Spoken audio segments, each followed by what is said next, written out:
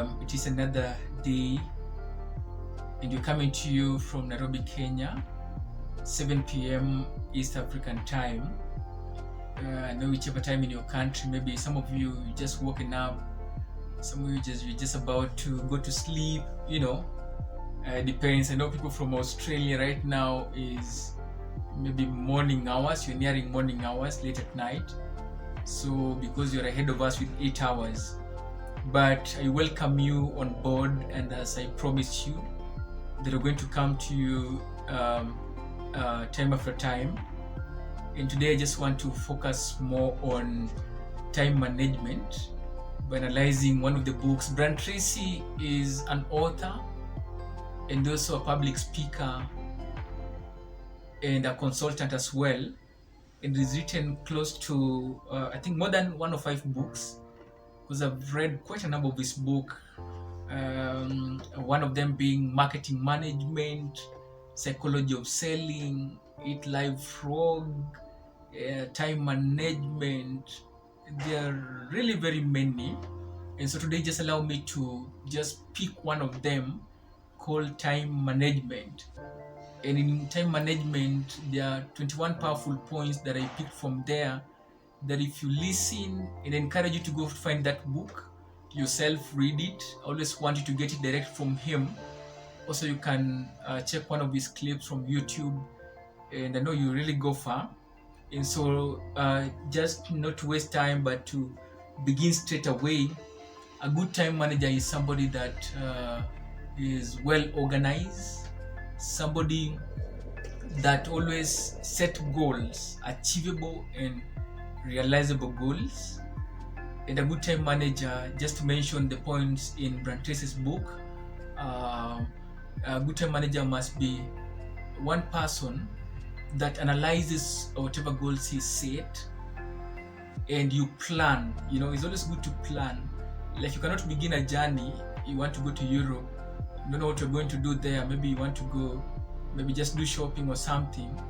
If you don't plan, if you don't set goals, if you don't analyze your goals well to know how you're going to go about them, I can consider you or categorize you as a disorganized person. Really, one of the points that I want to concentrate on much is a point called concentration. So it is good to always, when you have a task you're doing, ensure that you concentrate on each task single-handedly until you finish them. Don't be a kind of person that you want to begin this, and this, and this, and you want to make it all running.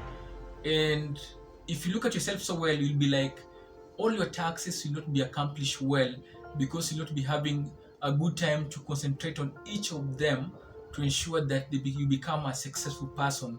And another point is deadline. Always set deadlines when you're working on a task, so that you ensure you work with the set timelines, so that you avoid rushing hours.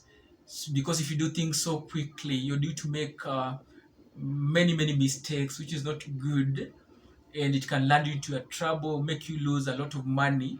Suppose you are maybe in investment, maybe in a real estate or something, or just doing a business, really. Have time logs and avoid procrastination. Be a person that always say to yourself, do it now, and do it now. By one of the points that I almost forgot is set priorities. And as you set those priorities that are right, number one, in ABCD was saying that A to mean what you must do, B what you should do, and C what you're next to do, and D you delegate, E eliminate. Eliminate as much as possible.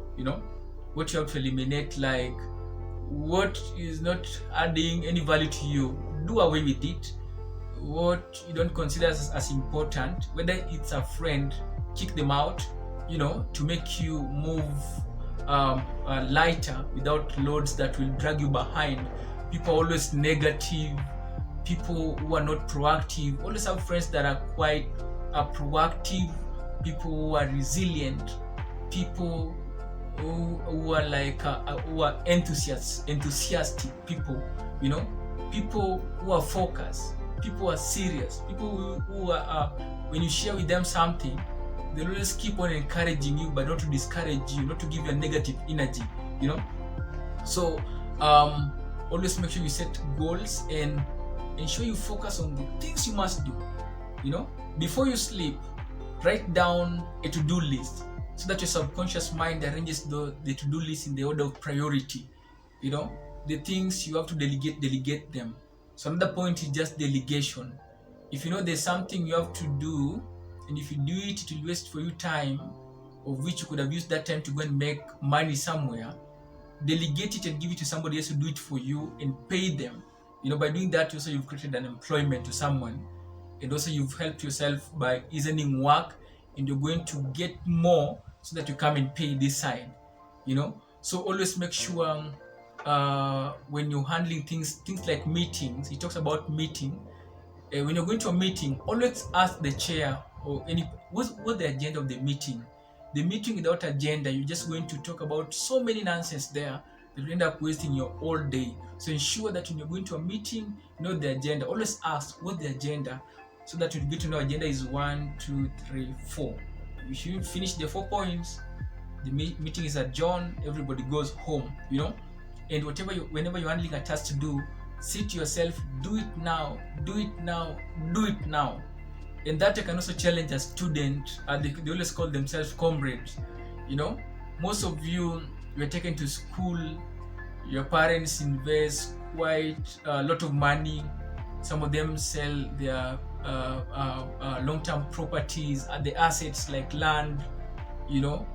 They sacrifice for you so much to ensure that you become successful, but you're taken to school, you begin to drink, hang out with friends, go for Halloweens, you know, go to clubs until you forget about your whatever took you to campus, that you may go and study, you know.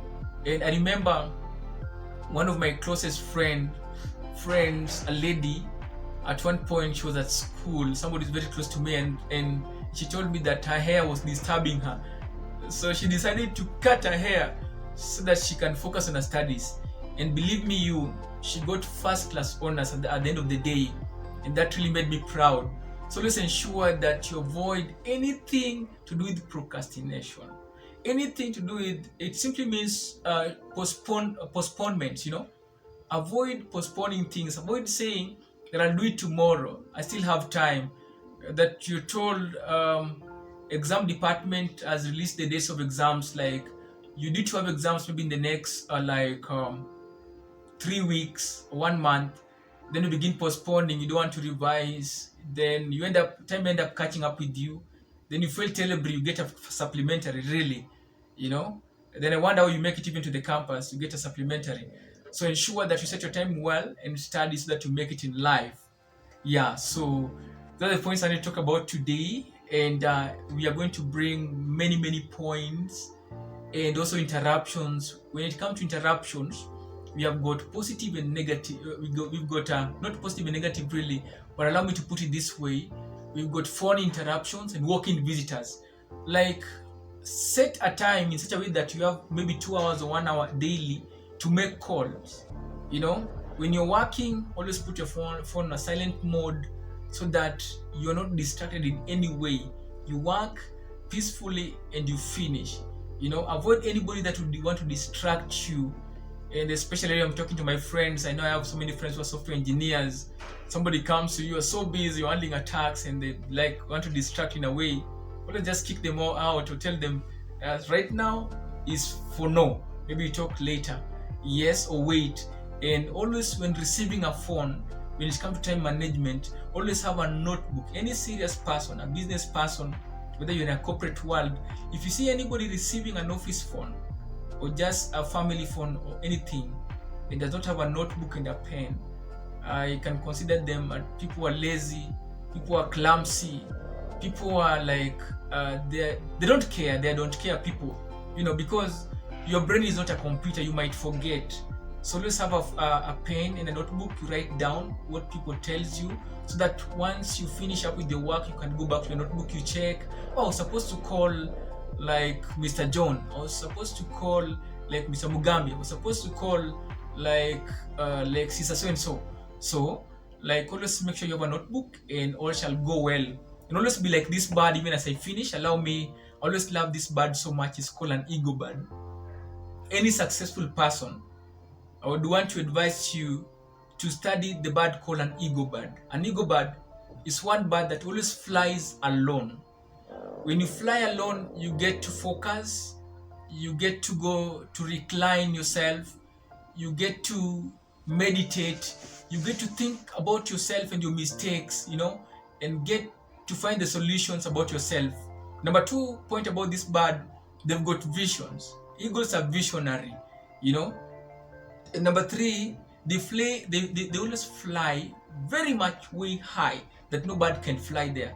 And when you are at that point and moment, and they're focusing on the prey, they always focus so much in such a way that when they come down, they don't miss their target, and they go to seclusion rather when they feel like their feathers are so many and they cannot fly way much high. They usually go to a rock, hit themselves, shed the feathers, hide themselves for some time until until they regain strength again is when they begin to fly fresh. So I want to thank you so much for those who are watching, whichever the place. Endeavor to like, share, comment, and subscribe. Thank you so much, and I can say have a blessed day to those who are just waking up, those who are going to sleep. Have a blessed night, and all shall be well. Thank you so much, and may the Lord bless you. Thank you. Welcome, my